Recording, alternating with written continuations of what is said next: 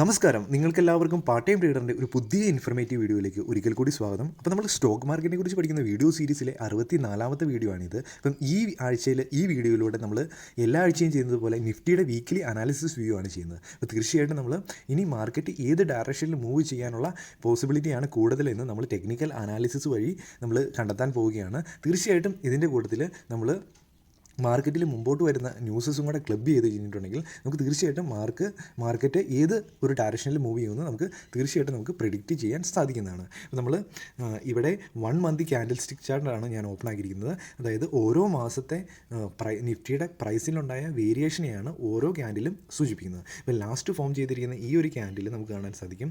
ഇത് 2022 ജനുവരി മാസത്തെ ക്യാൻഡിലാണ്.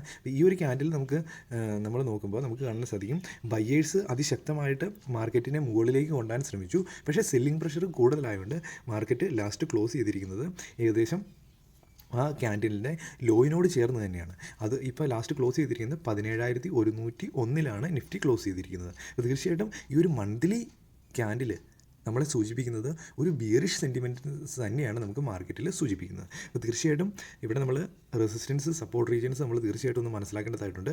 നമുക്കിവിടെ കാണാൻ സാധിക്കും ഈ മന്ത്ലിയിൽ നമുക്ക് കാണാൻ സാധിക്കുന്ന ഏറ്റവും നല്ല സ്ട്രോങ് ആയിട്ടുള്ള ഒരു സപ്പോർട്ട് എന്ന് പറയുന്നത് ഈ 16,450 റീജിയനാണ്.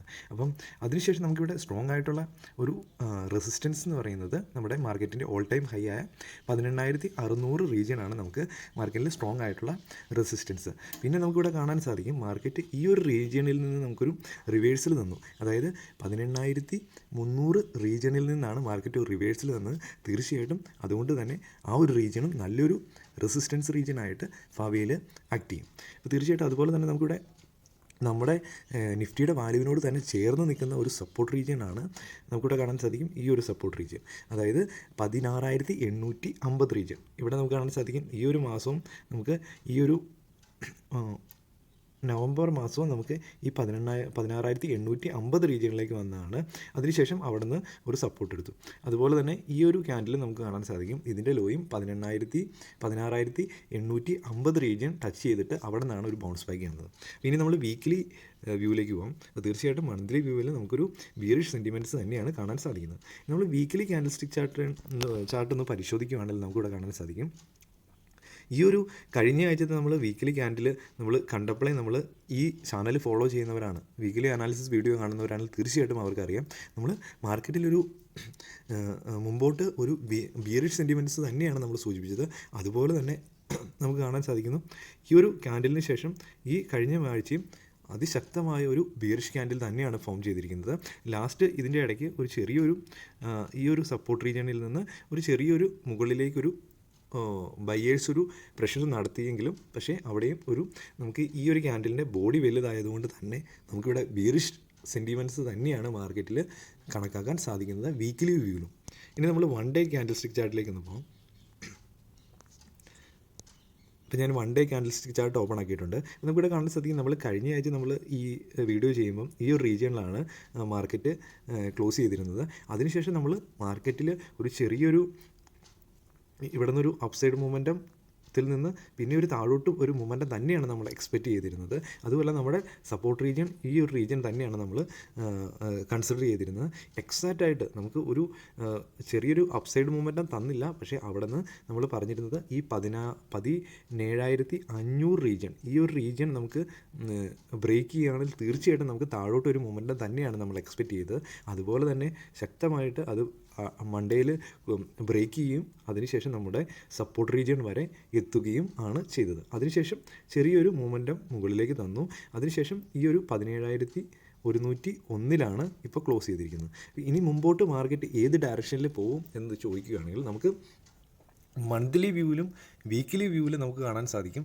അതുപോലെ തന്നെ ഈ ഡെയിലി ക്യാൻഡിൽ സ്റ്റിക്ക് ചാർട്ടിലും ലാസ്റ്റ് ഫ്രൈഡേയിൽ ഫോം ചെയ്ത ക്യാൻഡിൽ അതായത് ബയേഴ്സ് മാർക്കറ്റിനെ മുകളിലേക്ക് കൊണ്ടുപോകാൻ ശ്രമിച്ചെങ്കിലും ലാസ്റ്റ് അതിശക്തമായിട്ട് സെല്ലിംഗ് പ്രഷറുള്ള ഒരു ക്യാൻഡിൽ തന്നെയാണ് കാണിക്കുന്നത്. അതുകൊണ്ട് തന്നെ നമുക്ക് കാണാൻ സാധിക്കും മാർക്കറ്റിൽ കൂടുതലായിട്ടും ഒരു ബിയറിഷ് സെൻറ്റിമെൻറ്റ്സ് തന്നെയാണ് മൺഡേയിലേക്ക് നമ്മൾ കൂടുതലായിട്ടും എക്സ്പെക്റ്റ് ചെയ്യുന്നത്. പക്ഷേ മാർക്കറ്റ് വളരെയധികം വോളറ്റൈലാണ്.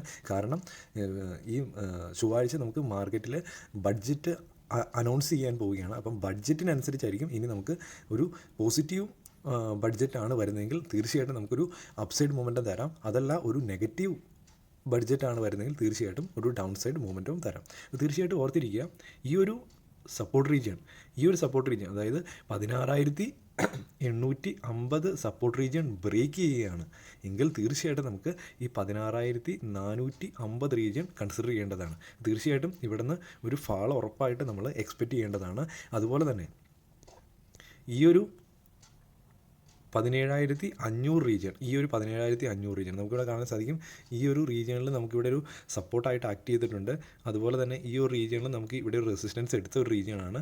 അതുപോലെ തന്നെ ഇവിടെ നിന്ന് ഒരു ബൗൺസ് ബാക്ക് വന്നപ്പോൾ ഏകദേശം 17,500 17,400 റീജിയൻ വരെ പോയതാണ്. അപ്പോൾ ഈ 17,500 റീജിയൻ ബ്രേക്ക് ചെയ്ത് നമുക്ക് ഒരു മൂവ്മെൻറ്റ് തരികയാണെങ്കിൽ തീർച്ചയായിട്ടും നമ്മൾ മുകളിലേക്കും മാർക്കറ്റിൽ ഒരു ഷോർട്ട് ടൈമിൽ ഒരു പോസിറ്റീവ് മൊമെൻറ്റം എക്സ്പെക്റ്റ് ചെയ്യേണ്ടതാണ്. അപ്പോൾ തീർച്ചയായിട്ടും ഫെബ്രുവരി മാസത്തെ നമ്മുടെ 2-ാം തീയതി വരുന്ന ബഡ്ജറ്റിനെ ഡിപ്പെൻഡ് ചെയ്തിരിക്കും ഇനി മാർക്കറ്റിൻ്റെ മൂവ്മെൻറ്റ്. പക്ഷേ നമുക്ക് ടെക്നിക്കൽ അനാലിസിസിൽ നമുക്ക് കാണാൻ സാധിക്കും അതിശക്തമായ ഒരു ബിയറിഷ് സെൻറ്റിമെൻറ്റ്സ് തന്നെയാണ് കാണിക്കുന്നത്.